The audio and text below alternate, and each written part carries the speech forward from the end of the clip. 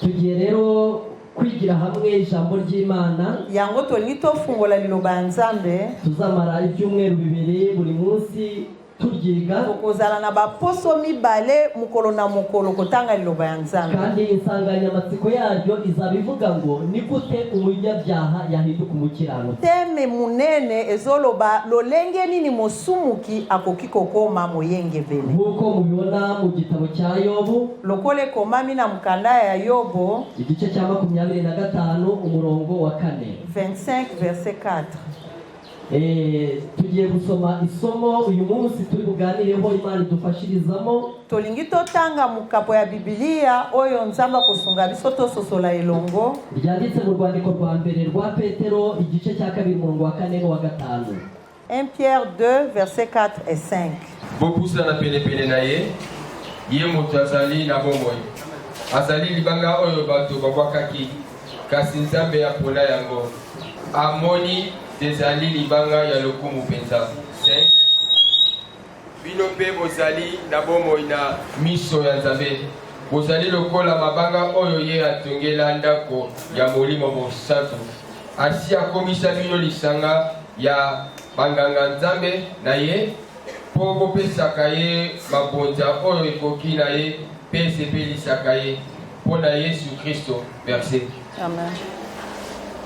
Iri somo ritangira rivuga yuko niba twarasogongeye tukamenya yuko umwami wacu agira neza. Verset oyo ezoloba boye soki tomeki pe tomeka pe tososoli ete Nzambe na biso aza malamu. Umurongo wa 4 uvuga ngo ni mumwegere niwe buye ryanzwe n'abubatsi. Elobi ete bopusa na pembeni na yende libanga batongi babwakisaki. Ariko ku Mana ryaratoranijwe. Kasi pona Nzambe babwakisi yango te baponi yango. Iri somo rivuga Yesu yuko ari ibuye.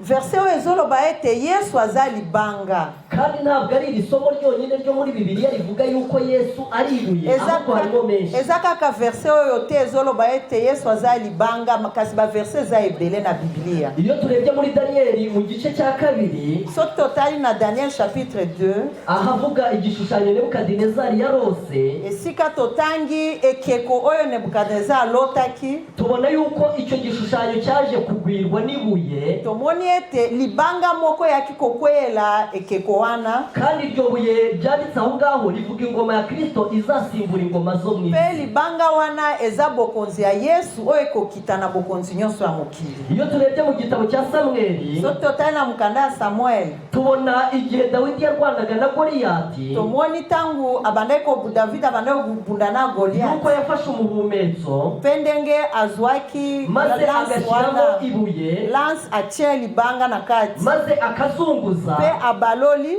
iryo buye rikica Goliyati. pe libanga wana ebomaki Goliath. Icyo kirere cyashyizwemo ibuye eloko wana achaki libanga kivuga Dawidi, ezolakisa David, nawe ibuye ryashyizwemo kasi libanga rikavuga Yesu elakisi Kristo. Yesu Kristo. Icyo ijambo ry'Imana rishaka kutwereka oyo liloba Nzambe ligelakisa biso rikwereka yuko nubwo twaba turi abanyantege nke cyane, ezolakisa biso atako toza batu ya bolembu botau, ariko iyo twakiriye Kristo mu mitima yacu, kasi soki tondimi Kristo na kati ya mitema na biso, Satani ugereranywa na Goliyati, Satan oyo balakisi ye lokola Goliath aranesheka. akweyaka. Ikintu kibabaje giteye agahinda oyo eza ya mawa ya pasi nuko muri iri somo ryo muri Petero eza poete na mukandao ya Petero kuri uyu murongo wa 4 na verset 4 havuga yuko nubwo iryo buye ari ibuye ry'agaciro rikomeza imfuruka, atako libanga wana eza libanga ya motuya oyo ezokende kopesa makasi na ndako, ariko havuga yuko byanzwe n'abantu, mawa po batu baboyi yango. iyo dusomye mu gitabo cy'umwuka w'ubuhanuzi soki totangi na esprit de prophétie mu gitabo cyitwa uwifuzwa ibihe byose na oyo balobi oyo bazoluka tango nyonso, ku cyigisho cya 65 na lite ya chapitre 65 icyigisho kivuga ngo urusengero rwongera kubakwa, oyo ezoloba ete eklesia etongama lisusu. muri icyo gice bavugamo amateka y'ibintu byabaye. Na verse wana bazolobela makambo esili kosalema. Bavuga yuko igihe urusengero rwubatswe na Salomo rwubakwaga, bazoloba tango tempelo Salomo atongaki ezalaki na kotongama, hari amabuye yagombaga gukurwa ahantu yacukurwaga akazanwa aho yubakishwa. Ezana mabange sengeli bazwa bisika babande kozwa baya bamema yango na eglise. Muri icyo cyigisho bavuga yuko ayo mabuye yaratunganywaga akagera ku rusengero yamaze gutunganywa ahita yubakishwa. Balobi na litea wana ete mabanga wana babande ko bongisa yango pe bakomisi yango na temple basi babongisi yango. Ariko bavuga yuko bari barazanye n'ibuye rifite ubunini budasanzwe. Nde balobi ete libanga moko bamemaki na kati ya mabanga wana ezalaki na munene moko ya kokesa. Iryo buye ryagomba kubona umwanya mu mfuruka y'urwo rusengero. Libanga wana esengelaki ezo esika na kwe ya eglise ya ariko igihe ryari rimaze kugera ku rusengero, kasi yango kokoma na eglise, abubatsi bararirebye ahantu hose, batongi batali yango bisika nyonso, maze babona nta mwanya waryo rifite kuri iyo nyubako. Bazwi esika ya kotia yango na kati ya kotonga, maze baribijya ku ruhande, nde batiaki yango mupanzi. Ariko bakomeje kugerageza andi mabuye muri uwo mwanya, kasi babande ko meka mabanga mususu o ezalaki. Icyo cyigisho kivuga yuko andi mabuye yakomeje kumenagurika amenwa n'uburemere bw'inyubako. Nde balobi bamekaki mabanga musume bande ko buka na poe bande ko koka kilo penza ya. Icyo cyigisho kandi kivuga yuko iryo buye ryahirikiwe ku ruhande, nde litea wane solo baete libanga wana bachaki mupanzi, ryakomeje kunyagirwa n'imvura, kontinaki konukela mbula, bikomeza kuvirwa n'izuba, moi ezobeta yango. Ariko abubatsi nabo baburibuye bashyira muri wa kasi batongi pe baluki libanga bazangi libango ekokani na esika wana. Nuko ngo bamaze gushoberwa rwose, na sima ya komeka baza gushaka uburyo bagerageza ryabuye. Nde bayekoloba atomeka tayi kimwa libanga. Iryo buye ngo ryari ryarihanganiye ibintu byose, balobi ete libanga wana emona kipasi ya koleka. Ryari hanganije rimaze rinyagirwa n'imvura, emona kipasi ya bambula, ryari hanganije rimaze rivirwa n'izuba, emona kipasi ya moi, ritarigeze rivungukaho na gatoya. Kasi atako mbula to moi etikala kikolongwa ta mwa mabele ya mukete. Nuko abubatsi bafata umwanzuro yuko bari burishyire muri wa mwanya, nde batongi bazwi mokano ya kozwa libanga wana kocyango nesika wana. Igihe riza gutsinda ikizami cyo kwihanganira uburemere bw'inyubako irigeretse hejuru, na sima ya kolonga momekano ya kosuporte bozito ya esika bakochya. Mu cyigisho cya 65 mu bifuzwa ibihe byose, okoki kotanga chapitre 65 ya oyo bazoluka tango nyonso, muzabona yuko igerageza ryarashize rirakunda, bokomona ete komekama ekokaki, maze iryo buye rishyirwa muri uwo mwanya. Nde bachaki libanga nesika wane singela kibacha yango. Ayo magambo avuga neza umurongo wa 4 w'iki gice, maloba wana ezoloba malamu ekamuka kwa mine ya nimumwegere niwe buye ryanzwe n'abantu, bopusa na pembeni na yende libanga batu babwana. Ariko kumana ryaratoranijwe, kasi pona nzambe bapona kilibanga wana. Iyo turebye amateka ya Yesu igihe yari mu isi, soki tomoni na Yesu na kohumela na yawa na muhuri, abantu bose ntabwo bamwemeraga, batu nyonso bandimaki ete, yaba aho yari yaravukiye iwabo i Nazareti, ezala na Nazareti bisika botama, yaba aho yasengeraga mu bafarisayo,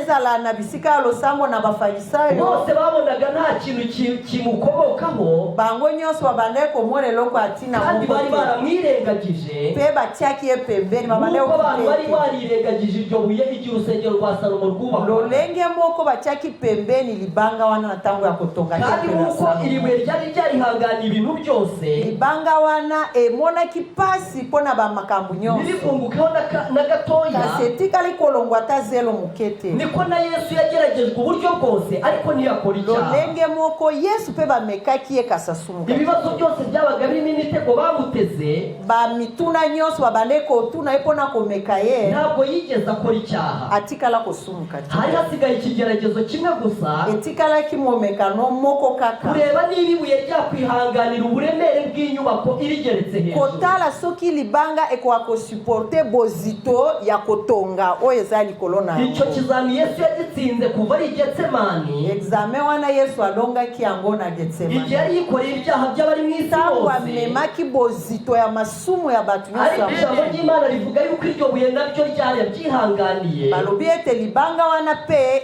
ememaki bapasi nyonso wana kandi ku murongo uvuga ngo nimumwegere niwe buye rizima. ndene esika ezoloba ete bopusana pembeni na ye nde libanga ya solo. Ku byerekeranye na Yesu nta kibazo tubifiteho, na oyo etaleli Yesu likambo eza te, koko nibuye rizima. ya solo penza aza libanga ya solo. tugereranyije amateka y'ibyabaye ku ibuye mu nyubako y'urusengero rwa soki Salomo, totaleli libanga wana na ntango ya kotonga tempelo ya Salomo, tukareba n'ibyabaye mu mibereho y'ubuzima bwa Yesu, totali pe oyo esalemaki na bomo ya Yesu, uburyo atakoze icyaha kandi yageragejwe uburyo bwose ntatwe, lolenge asumukaki te atako amekamaki lolenge nyonso, uburyo yihanganiye ibyaha byose by'abatuye mu isi. lolenge asuportaki masumu ya mokili mobimba. Twemeranya na Bibiliya yuko Yesu ari ibuye rizima. Biso tondimi lokola Biblia ete Yesu aza libanga ya bomo. Muri iyi mirongo ibiri iyo muri Petero igice cya 2 umurongo wa 4 n'uwa 5, na verse mibale oyo ya Petero chapitre 2 4 5 hagaragaza amabuye abiri mazima. ezolakisa mabanga mibale ya bomoi. Umurongo wa 4 bavuga ibuye rizima bavuga Yesu.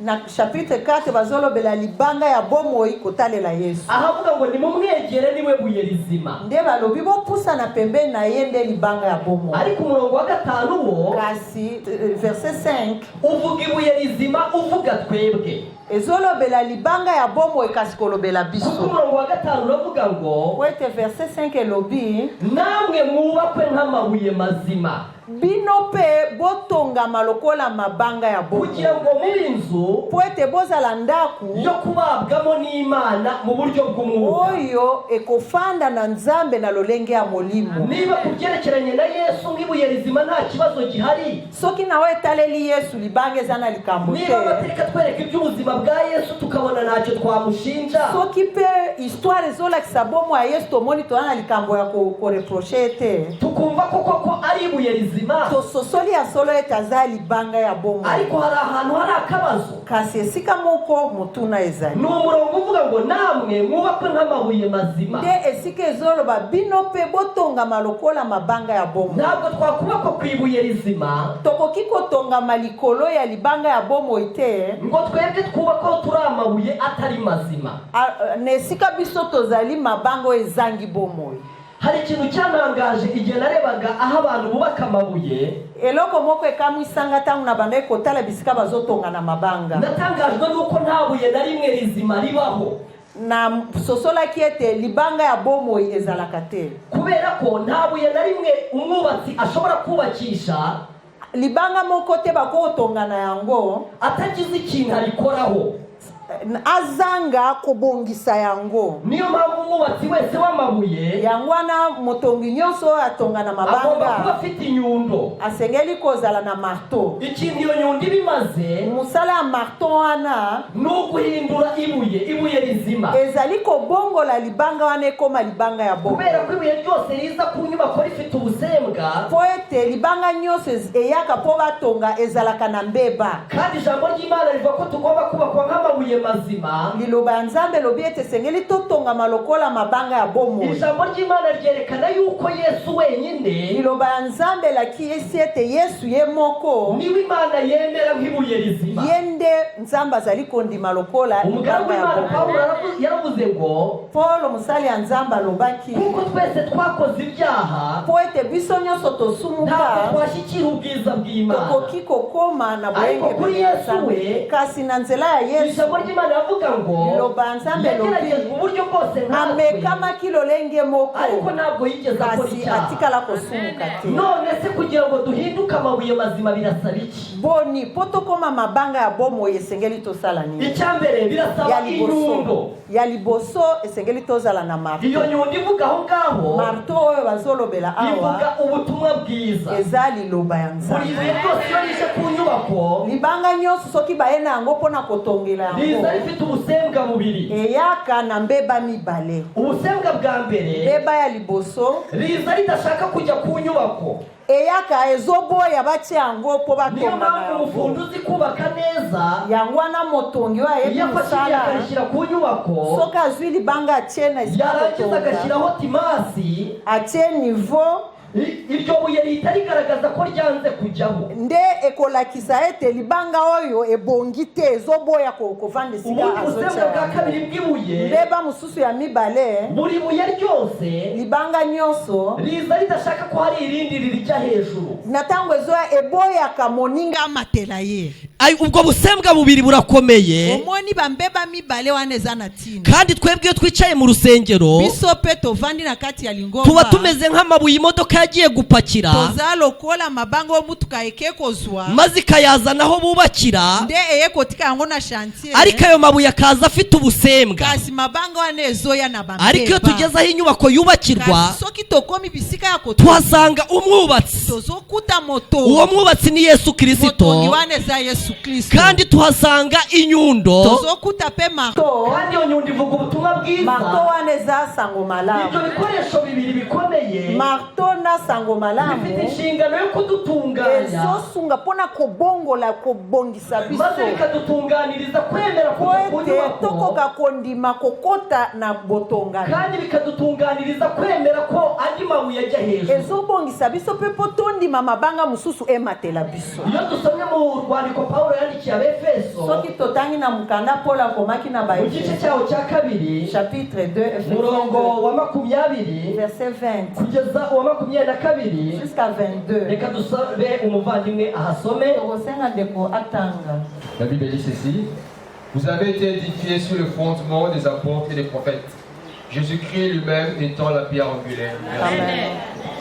En lui, tout l'édifice, bien coordonné, s'élève pour être un temple saint dans le Seigneur. En lui, vous êtes aussi édifiés pour être une habitation de Dieu en esprit. Merci.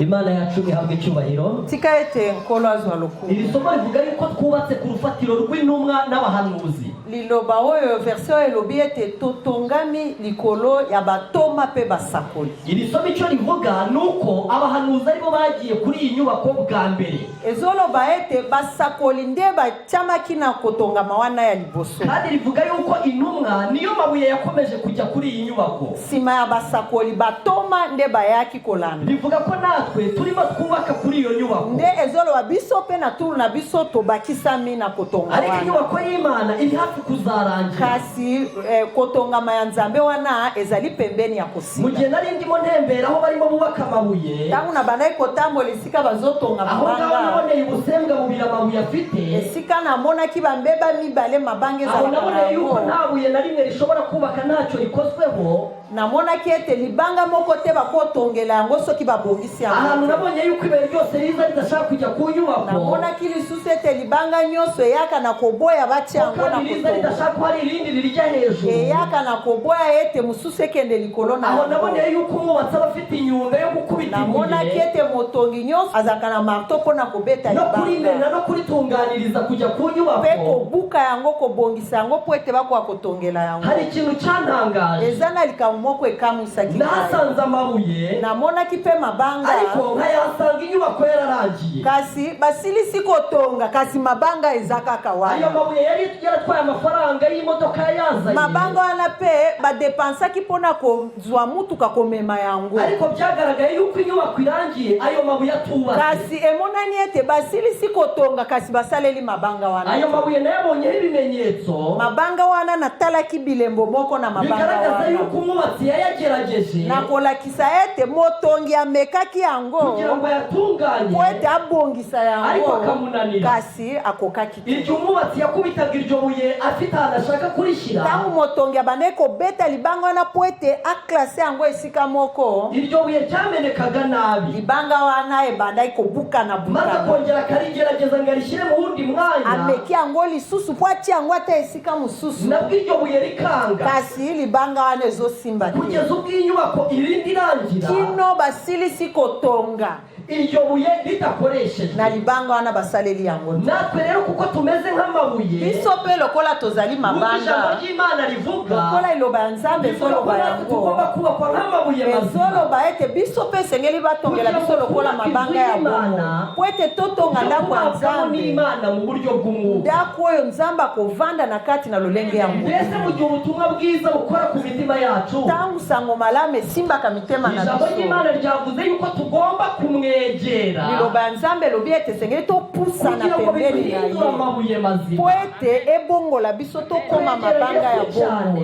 kopusana pembeni ya Yesu kumishingikirizaho cyane koyekamela ye mingi urufatiro rw'inyubako yacu kosala ete azala likunzi ya kotongama na biso kuba rero dufata nk'itangiro n'iherezo ryacu kozwa ye lokola ebandeli pe suka na biso ibyo nibyo bishobora gutuma ibuye rihinduka rizima wana ndeko ekosala ete libanga ekoma ya bomo niyo mpamvu rero dukwiye gutekereza yango wana esengeli tokanisa uyu murimo Imana iri gukora te musala oyo Nzambe azosala muzasoma mu cyigisho cyanditswe na Ellen White mu gitabo cy'ibyakozwe n'intumwa Ellen White akomaki yo etaleli Actes des Apôtres misala y'abantoma mu cyigisho giheruka icyo gitabo cy'ibyakozwe n'intumwa liteya wana eza ya suka nawe etaleli misala y'abantoma elobi Église triomphante lingomba oyo ezolonga muri icyo cyigisho niho bagaragaza yuko Imana na liteya wana nde bazoloba ete Nzambe yagiye ikomeza kuzana amabuye mu murimo wayo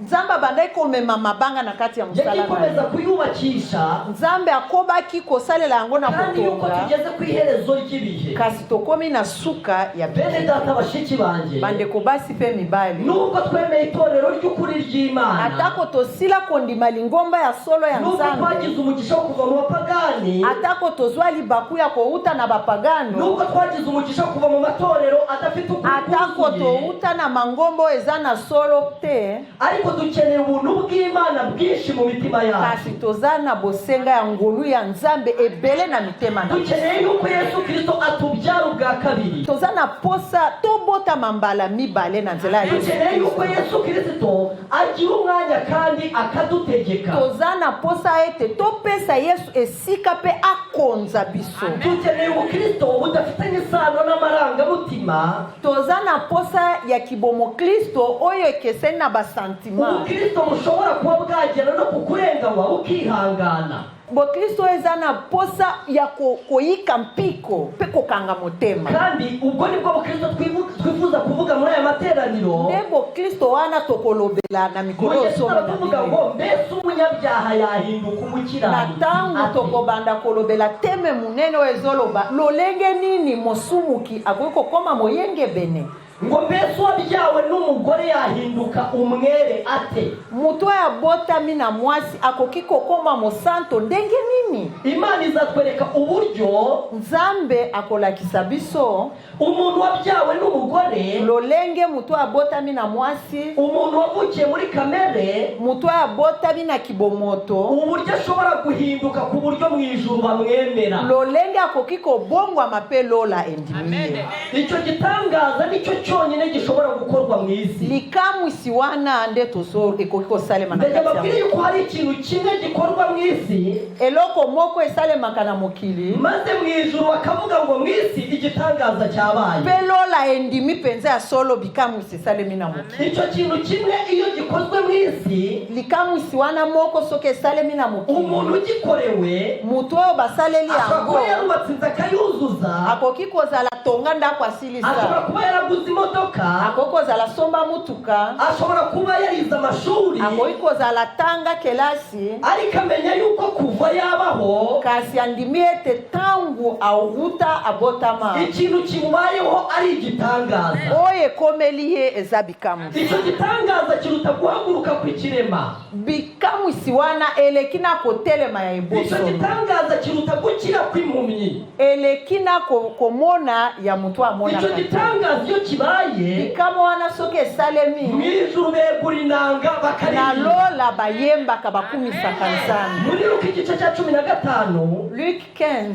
habamo ibitekerezo bitatu. ezolakisa biso makambo misatu. Igitekerezo cya mbere kiri muri Luka 15 ya liboso ni igiceri cyazimiye. ezali mbongo ebulikuta oyo ebungaki. Igitekerezo cya kabiri kirimo ya mibale ni intama yazimiye. ezali mpate oyo ebungaki. Igitekerezo cya gatatu kirimo ya misatu ni umwana wazimiye. ezali mwana oyo abungaki. Icyo gice cya 15 verset 15 nyonso kivuga ibintu bitatu byose byazimiye. ezolobela biloko misatu nyonso oyo Ariko ebungaki. icyo gice kasi eteni mobimba ya zoni na kigaragaza ukuntu ibyo mitano bintu uko ari bitatu bisoza bibonetse. ezolakisa lolenge nini esalemaki ntangu Mu gihe biloko igiceri ebungaki cyazimiye emonanaki. cyabonekaga ntangu mbongo ebungaki emonanaki barishimye cyane bakora ibirori. mwasi wana bandaki koluka yango asepelaki muze twishimane. alobi tika Igiceri cyanjye cyari tosepelo cyarazimiye mbongo na nga oyo none ebungaki kirabonetse. namoni yango Igihe intama yazimiye yabonekaga ntangu pate oyo ebungaki emonanaki nayo niko byagenze. yango mpe lokola Ndetse esengo umwana ezalaki w'ikiraya yabonekaga ntangu mwana oyo abungaki azongaki epa Nabiko tata byagenze. esengo mpe ezalaki na ndako ya ibyo bintu tata bitatu byanditse muri Luka byazimiye biloko misatu oyo ekomami oyo ebungaki bivuga abanyabyaha mu buryo butandukanye. ezolobela basumuki na lolenge ya kokesa. Igiceri cyazimiye mbongo oyo ebungaki kivuga umunyabyaha utazi ko ari umunyabyaha. ezolobela musumuki oyo amiyebi te wa wundi nk'uko igiceri kitazi ubwenge. oyo mpe lokola mbongo ya libende eza na mayele Ni te nayo mpamvu igiceri cyazimiye yango wana mbongo ya libende oyo ebungaki kugira ngo kiboneke po ete bamona yango ntacyo byagisabye gukora, yango esalaki eloko moko ahubwo te. icyasabwaga kasi oyo basengaki cyasabwaga umugore. mwasi wana Umugore yagombaga gukora iki? mwasi wana alingaki asala Yagombaga nini? gukora ibintu bibiri. asengeli asala Icya makambo mbere ni mibale ugucana itara. ya liboso kopelisa Icya mwinda kabiri ni ugukubura ya mibale maze kokombola agashaka icyo giceri. mpo na koluka mbongo Abo ni wana abanyabyaha bari hano hanze. wana eza basumuki oyo Bariya basali batazi ikibazo banda bafite. bayebi te bazomiyeba te Igiceri cyazimiye. yango wana bazolakisa bango na mbongo rigomba ya kubahangayikira. yango wana lingombe esengeli ezwa susi na bango ariryo rigereranywa n'umugore eglise nde balakisi mwasi maze rikavuga ijambo ry'Imana mwasi to lingombe esengeli apanza sango malamu mpo na kopelisa mwinda rikashaka ibyo biceri mpo na byazimiye. koluka mbongo wana ya mabendesi Uwo ni umunyabyaha w'ubwoko bwa mbere. wana lolenge ya liboso ya mosumu Umunyabyaha w'ubwoko bwa kabiri mosumuki ya lolenge ya mibale avuga intama yazimiye. eza pate oyo esili kobunga Iki intama yazimiye yarushaga igiceri, pate oyo abungaki aleki na mbongo ebungaki na nini yayirushaga kumenya yuko yazimiye pate ayebaki ete abungi mu gihe igiceri cyo kitari kibizi. kasi mbongo ya libende eyebaki na Intama mbongo yari ibizi ko itari mu rugo rwa shebuja. pate asosolaki ete aza na ndako Yari izi yuko ahantu iri amasega niba ashaka kuyirya. pate asosoli ete bisika nazali Ariko nanone bakolia ngai ariko nanone ntiyari izi icyo yakora kasi mpate mpe ayebi te na kosala kugira ngo nini ijye mu rugo rwa po ete shebuja. nazonga na ndako ya tata Ivuga umunyabyaha ezolobela umaze mosuki gusobanukirwa n'ikibazo cye, oyo asosoli ya solo naza na umaze kumenya probleme ko atajya mu ijuru, nakokende lola umaze te kumurikirwa n'umwuka wera, asosoli na nzela ya molimo mosantu kutamenya, alongwe na etape ya kozanga umaze koyeba gusobanukirwa ikibazo afite. asosoli ete ya solo naza na Uwo probleme munyabyaha umaze kumenya yuko atakwemerwa n'Imana, mosumuki oyo asosoli ya solo nzamba uwo kokondimanga na munyabyaha lolenge umaze ya kumenya bonite yuko ibyo yakoze Imana itabyemera. mosumuki oyo asosoli ete makambo oyo nasalaka nzamba Hari sengeli na n'igihe yango yumva te atazi icyo yakora noneho ngo Imana imwemere. ekomaka sikoyo nasalaka si nini po ete Ariko nzambe munyabyaha andimanga ndamugira inama. kasi mosumuki wana napesi ye Intama toli n'ubundi yazimiye yagirwaga.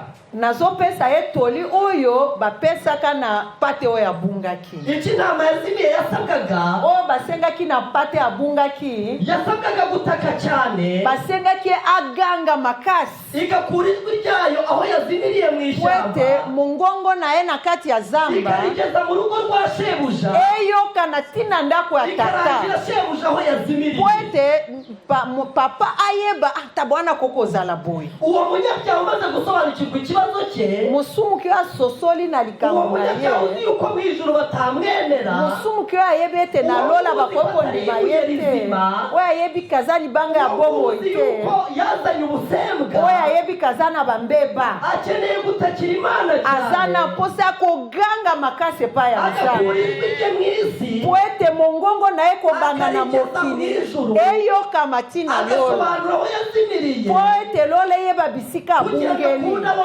poete batindela elisu amen. kandi umwana wazimiye mwana we abungaki uwo mwana afite ibyo arusha abo bantu babiri bandi mwana wana azana makambu bibale we yarazi ko yazimiye ngope na mpate ye ayeba kieta bungi mu gihe igiceri kitari kibizi mbongo wana yalibende yeba kite kandi we yarazi icyo yakora mwana ayeba kipe nini nakokiko sala mu gihe intama yo itari ibizi ete mpate ayeba kina yeloko nini ikijambo ry'Imana rigaragaza oliloba nzambe la kisi igihe umwana w'ikirara yaramaze kumenya ko atari mu murongo muzima tangu mwana wana bunga ki ayesoso yarazi icyo yakora malamu te ayeba kinine sengeli kosala icyari kimugoye gusa oye koma kipasi pona ye nukumenya niba atari mu murongo muzima kososola boni nazana nzela ya sema ariko icyo yakora yarakizi kasi wasengeli kosala ye kuko nubundi yahise avuga ngo poete yemo kwa lobaki reka mpaguruke tikana telema nje kwa data nazonge paya maze mubwire nti data pena koyebisa yete nacumuye mu maso yawe none ndagusaba kumbabarira muri abo banyabyaha batatu banditse muri icyo gice ukwiriye kureba uruhande ubarizwamo kandi Imana irashaka kuguhindura umukiranutsi irashaka kugukura ku murongo wo gucirwaho iteka ikagukorera igitangaza muri wowe ku buryo umenya yuko kuva wabaho mu bintu byinshi wagezeho umenya ko noneho Imana ikugiriye neza hahandi abantu bari bakuzi kera bazongera kukureba bagahakana yuko ari wowe bakavuga bati uyu ntabwo ari wa wundi bakavuga bati niba ari we ibintu byamubayeho ni igitangaza icyo nicyo mu ijuru cyonyine bita igitangaza igitangaza ni iki ijambo ry'Imana riravuga ngo kubona umuntu ashobora guhinduka imiterere ya kera igapfa wa wundi udashobora guhinduzwa n'inkoni bamukubita wa wundi bashobora gushyira muri gereza ntahinduke ariko imbaraga y'Imana ikomeye iyo umuntu yegereye Kristo nk'uko isomo rivuga ngo nimumwegere niwe buye rizima kugira ngo namwe muba amabuye mazima ndabararikira ko umwanya munini wanyu mu buzima bwanyu nubwo waba uri mu nzira ugenda nubwo waba uri ku buriri uryamye nubwo waba uri mu ishuri wiga gukiranuka kwa Yesu kugomba kugutwara umutima ugomba kukwifuza cyane kugeza ubwo bimera nk'ibyaguteye indwara ku buryo Imana ikora inama mu ijuru ikabona uburyo ibyo bintu biguhangayikishije nawe ikagukorera icyo gitangaza nawe ikaguha uwo mugisha ikaguhindura umukiranutsi maze ikibazo kigasubizwa ngo mbese uwabyawe n'umugore yahinduka umukiranutsi ate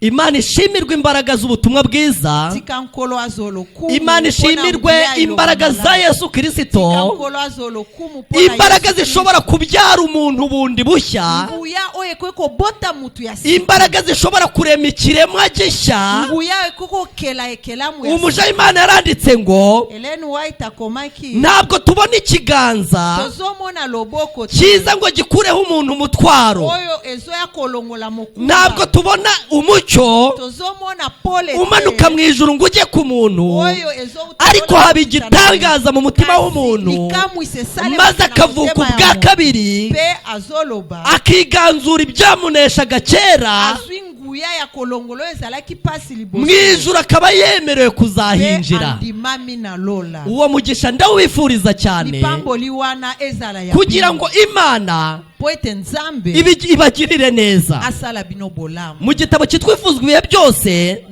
na livre wana ya le désir des âges mu cyigisho giheruka na eteni ya suka cyitwa ngo ngiye kwa data ari we so elobiete na keye pa ya tata batubwira igihe Yesu yari amaze gupfira umuntu agiye mu ijuru bazoloba tangu Yesu akufaki liambo akende lola igihe Yesu yari agiye mu ijuru tangu Yesu abande ko kende lola yari ari kumwe n'imbaga yazutse kubwo urupfu rwe azalaki pena batu musuba sekwaki na nzela yalisekwa muri icyo gitabo baranditse ngo na mukanda wana bakomi Yesu yaragiye yiyereka Imana data Yesu akendaki nanu komila kisepa ya tata yerekana inkovu zo mu biganza alakisi bapota na kati ya maboko yerekana inkovu zo mu birenge alakisi bapota na makolo na maze abaza Imana ngo pe atuni nzambe boy mbese igitambo cyanjye cyemewe boni likabonanga endimami mbese ubutabera bw'Imana bwanyuzwe boni justice ya nzambe esepeli mbese ikibazo cy'umunyabyaha cyakemutse boni likambo ya mosumuki ezuye yanu igihe Yesu yari ageze mu ijuru tangu Yesu akomaki na abamarayika bashatse kumwishimira no kumuhobera ba angelu balingaki basepela pe bayamba ye ariko Yesu arabahakanira Yesu alobite nka kwa kundi yahakaniye Mariya lokola aboyaki pe na Mariya igihe yashakaga kumuhobera tangu alingaki ayamba maze Yesu abwira abamarayika ngo pe Yesu ayebisi ba angelu ntabwo ndamenya niba igitambo cyanjye cyemewe maze Yesu ajya imbere ya data yerekana inkovu zose abaza niba igitambo cye cyemewe ariko muri icyo gitabo haranditse ngo ntabwo Imana yamushubije ngo ahubwo Ellen White ngo yahise yumva Imana iririmba indirimbo ihora iririmba uko umunyabyaha umwe yihannye mbese mutekereza ikintu gishobora gutera Imana kuririmba icyo nicyo cyonyine mu ijuru bita igitangaza gukorwaho ku mutima w'umunyabyaha Imana ikamwemeza ibyaha bye Imana igasenya ubukristo bwe budafashije Imana ikamuha ikintu gishobora kuzatuma ajya mu ijuru ndasabira umugisha umuntu wese uri muri iri teraniro kugira ngo umwuka w'Imana akore ku mutima we kugira ngo umwuka w'Imana mwemeze ko akeneye kuba ibuye rizima kugira ngo umwuka w'Imana amubwire yuko atajya mu ijuru nk'uko ameze amenye yuko akeneye ubundi bufasha bwihutirwa kandi bukomeye maze ubwo bufasha bw'Imana bumuhangayikishe bumuhangayikisha ari mu modoka agenda bumuhangayikisha ari ku buriri aryamye kugeza ubwo Imana ibishima maze ikamusubiza Imana ibaha umugisha mwese mu izina rya Yesu umwami wacu amen.